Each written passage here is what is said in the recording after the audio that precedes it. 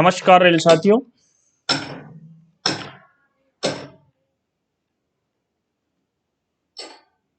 बहुत बहुत स्वागत है आपका इस वीडियो में। इस वीडियो में हमने राजभाषा के 10 महत्वपूर्ण प्रश्न लिए हैं जो कि किसी पेपर के लिए या किसी डिपार्टमेंटल एग्जाम के लिए 10 राजभाषा के महत्वपूर्ण प्रश्न बहुत ही मायने रखते हैं। तो सबसे पहला प्रश्न आप राजभाषा का यहाँ देख सकते हैं।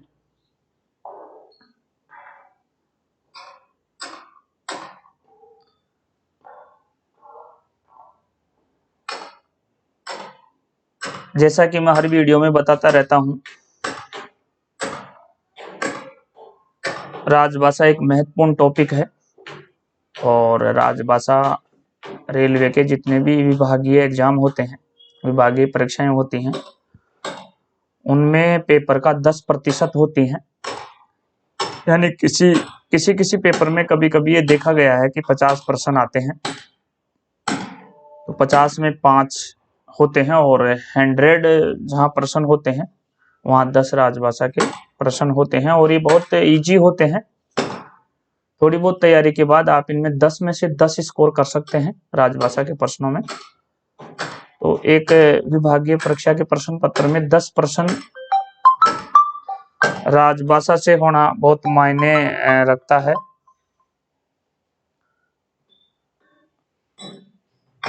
तो यह आपके लिए बहुत मायने रखता है।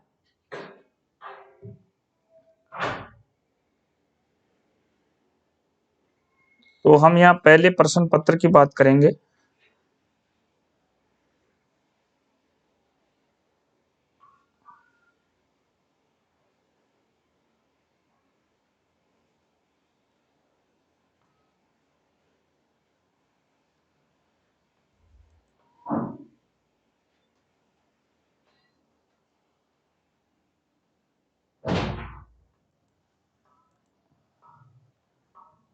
यहाँ प्रश्न नंबर 101 है, वीडियो का पहला है। प्रतिवर्ष हिंदी दिवस कब मनाया जाता है? तो इसमें जो आंसर है वो पेपर में गलत प्रिंट हो रखे हैं। 14 अप्रैल, 10 नवंबर, 6 महीने, 1 महीने, ऐसा कुछ नहीं है। तो ये गलत है इनमें। तो इनमें जो 14 सितंबर को हिंदी दिवस मनाया जाता है, प्रतिवर्ष हिंदी दिवस कब मनाया जाता है? तो ये 14 सितंबर को मनाया जाता है और इसको हम 1953 से रेगुलर मनाते आ रहे हैं। 14 सितंबर को यह मनाया जाता है।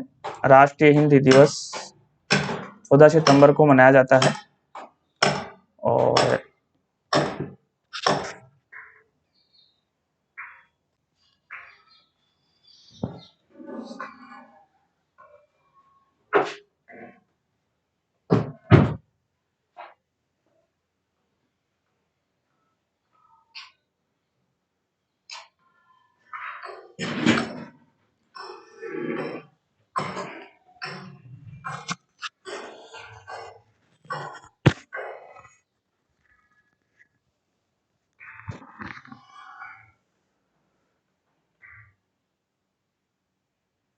उसके बाद जो इससे रिलेटेड दूसरा प्रश्न है वो अंतर्राष्ट्रीय हिंदी दिवस है, जो कि 10 जनवरी को मनाया जाता है।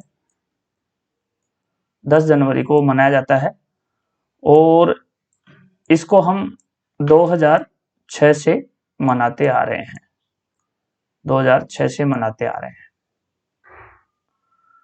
तो यहाँ सुपरहिट प्रश्न था ये और प्रत्येक प्रश्न पत्र में ये प्रश्न देखा जा सकता है, 14 सितंबर वाला। और ये प्रश्न किसी का गलत भी नहीं होता होगा क्योंकि ये सुपरहिट प्रश्न है।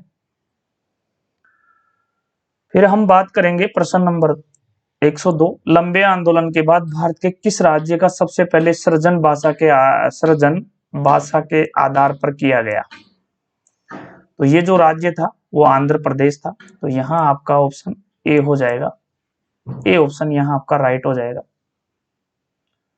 प्रश्न नंबर 103 है, संविधान के किस अनुच्छेदानुसार संघ की राजभाषा हिंदी और लिपि देवनागरी होगी?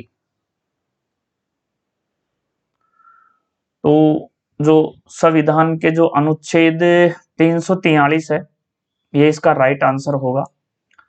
343 में क्या है, इसमें जो संघ की राजभाषा है वो हिंदी होगी और देवनागरी लिपि होगी, और जो अंकों का रूप होगा वो अंतर्राष्ट्रीय रूप मान्य होगा। तो इस हिसाब से ये आपके 343 में आ जाएगा। यहाँ जो 344 है उसमें क्या है, तो राइट आंसर इसका अपन ए ले लेंगे। यहाँ जो 344 है वो राजभाषा के संबंध में आयोग और संसदीय समिति के गठन से है। ये जो 345 है ये राज्य की राजभाषा एवं राजभाषाओं से संबंधित है, और यह अनुच्छेद 346 है जो राज्यों या किसी राज्य और संघ के बीच पत्राधिकारी यानी पत्रादि की भाषा से है। राज्यों या किसी राज्य और संघ के बीच पत्रादि की भाषा से संबंधित है 346। तो यहाँ जो राइट आंसर बनेगा ऑप्शन ए बनेगा। इसके बाद हम बात करते हैं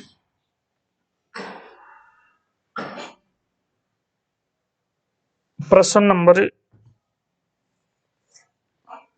नंबर 104 की बात करेंगे। 104 में जो प्रश्न नंबर दिया है,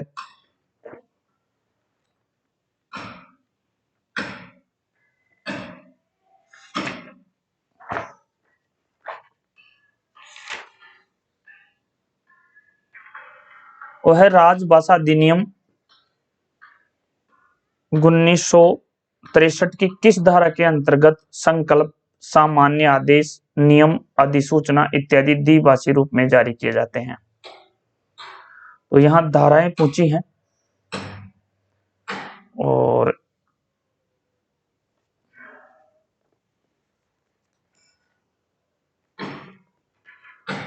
धारा जो ये 3-3 है इसका राइट आंसर बनेगा।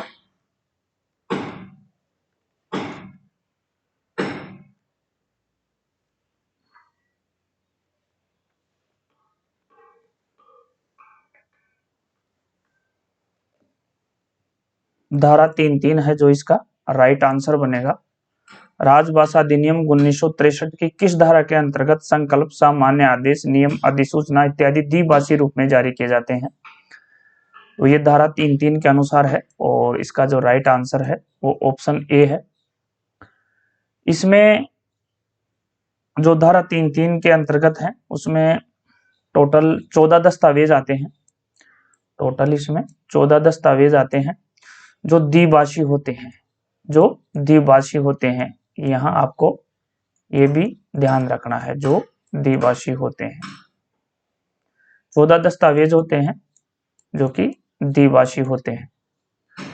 14 दस्तावेजों में आपका संकल्प है, सामान्य आदेश है, नियम है, अधिसूचनाएं हैं, प्रशासनिक और अन्य रिपोर्ट हैं, प्रेस विज्ञप्तियां हैं, संसद के समक्ष रखी गई प्रशासनिक तथा अन्य रिपोर्ट हैं, अन्य सरकारी कागज पत्र हैं, करार हैं, परमिट है, निविदा सूचना है, संविदाएं हैं, अनुज्ञप्ति हैं, आरक्षण चार्ट हैं इत्यादि 14 दस्तावेज इसमें आते हैं जो कि आपके द्विभाषी होते हैं, और वो धारा 3-3 में आते हैं। राजभाषा का बहुत ही अच्छा प्रश्न है ये।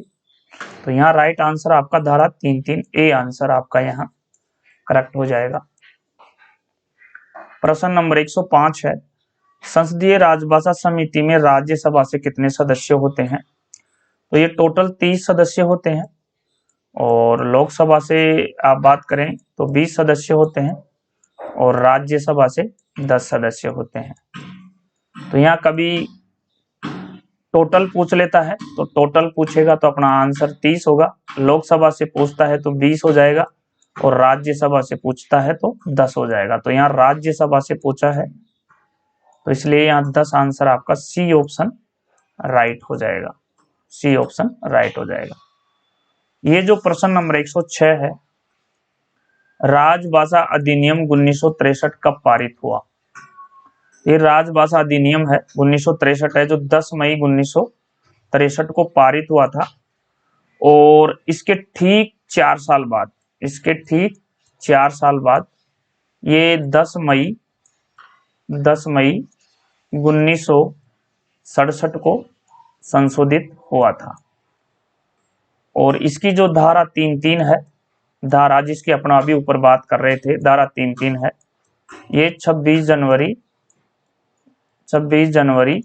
1965 को प्रवर्तित हुई थी, जिसमें आपके 14 दस्तावेज आते हैं जो द्विभाषी होते हैं। ये अभी ऊपर वाले प्रश्न में हम इसको क्लियर किया है, द्विभाषी होते हैं। बहुत ही अच्छा प्रश्न था ये। प्रश्न नंबर 107 है, नियमित हिंदी भाषा पाठ्यक्रमों का सत्र कब कब आरंभ होता है? तो ये जनवरी और जुलाई में होता है। ये जनवरी एंड जुलाई में होता है। 2 बार होता है साल में सत्र, जो कि आपके जनवरी और जुलाई में आता है। तो ये ऑप्शन बी यहाँ जनवरी और जुलाई राइट हो जाएगा। उसके बाद वैज्ञानिक एवं तकनीकी शब्दावली आयोग की स्थापना कब हुई?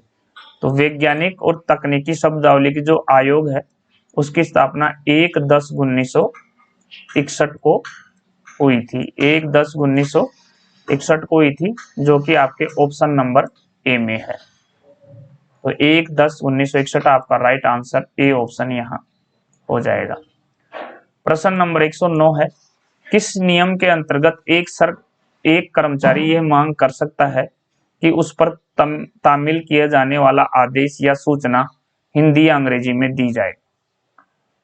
तो किस नियम के अंतर्गत एक कर्मचारी ये मांग कर सकता है कि उस पर तामील किए जाने वाला आदेश या सूचना हिंदी या अंग्रेजी में दी जाए?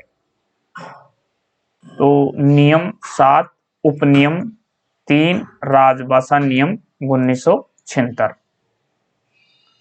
तो यही इसका राइट आंसर हो जाएगा। ऑप्शन ए आपका करेक्ट है। नियम 7 उपनियम 3 व राजभाषा नियम 1976, यानी 17 जुलाई 1976 ये राजभाषा नियम है।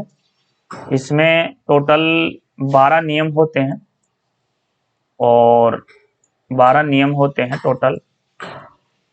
राजभाषा नियम टोटल 12 नियम होते हैं, और ये तमिलनाडु पर लागू नहीं होता है।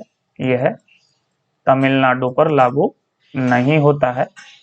और ये पहली बार 9 अक्टूबर राजभाषा नियम है, जो आपका 17 जुलाई 1976 पहली बार 9 अक्टूबर 1987 को संशोधित हुआ था। दूसरी बार ये 2007 में संशोधित हुआ है। तीसरी बार ये 2011 में संशोधित हुआ है, और चौथी बार ये 2016 में संशोधित हुआ है। यहाँ ये ध्यान रखने वाली बात है कि जो ये 2016 है, इसको कई डिवीजन नहीं मानते हैं। तो कई डिवीजन इसको 3 बार संशोधित मानते हैं, और कई डिवीजन इसको 4 बार मानते हैं। तो ये थोड़ा इसमें ध्यान रखने वाली बात है। प्रश्न नंबर 110 है, धारा 3(3) के तहत कितने दस्तावेजों को अनिवार्य रूप से जारी करना आवश्यक है? तो मैंने अभी ऊपर वाले प्रश्न में आपको बताया, इसमें टोटल 14 दस्तावेज होते हैं, और ये द्विभाषी होते हैं, हिंदी एंड अंग्रेजी दोनों में होते हैं, द्विभाषी होते हैं। और ये जो 14 दस्तावेज हैं, ये आपके संकल्प, सामान्य आदेश, अधिसूचनाएं, नियम, प्रशासनिक अन्य रिपोर्ट, प्रेस विज्ञप्तियां, और रिपोर्ट और अन्य सरकारी कागज पत्र, करार, परमिट, निविदा सूचना, और अनुज्ञा पत्र, आरक्षण चार्ट आदि इसमें 64 दस्तावेज होते हैं, जो द्विभाषी होते हैं, हिंदी और अंग्रेजी दोनों भाषाओं में होते हैं। तो यहाँ टोटल 14 दस्तावेज हैं। और ये धारा है जो आपकी 26 जनवरी, जो धारा 3(3) है, 26 जनवरी 1965 में प्रवर्तित हुई थी। तो ये राजभाषा से 10 महत्वपूर्ण, तो यहाँ राइट आंसर क्या होगा? 110 में बी आंसर हो जाएगा। तो ये राजभाषा से 10 महत्वपूर्ण प्रश्न थे साथियों, जो कि आपके लिए बहुत ही इंपॉर्टेंट थे। और हो सकता है इस वीडियो से आपको राजभाषा के बारे में जानकारी मिलेगी। राजभाषा एक महत्वपूर्ण टॉपिक है, ऑलराउंडर टॉपिक है। इसमें से आप मात्र थोड़ी सी तैयारी से, 1-2 दिन की तैयारी से, इसमें से आप 10 में से 10 स्कोर कर सकते हैं, 10 में से 10 स्कोर कर सकते हैं। और समय समय पर मैं राजभाषा के वीडियो देता रहता हूं, तो कम से कम मेरे, आप पिछले वीडियो देख सकते हैं, कम से कम मैंने 15 से 20 वीडियो राजभाषा के दिए हैं। तो यदि आप राजभाषा में से 10 में से 10 उत्तर सही करना चाहते हैं तो आप वो वीडियो देख सकते हैं और आप अपनी तैयारी को अंजाम दे सकते हैं। तो चलिए, इस वीडियो में इतना ही। Thank you very much. Thanks for watching this video. जय हिंद, जय रेलवे।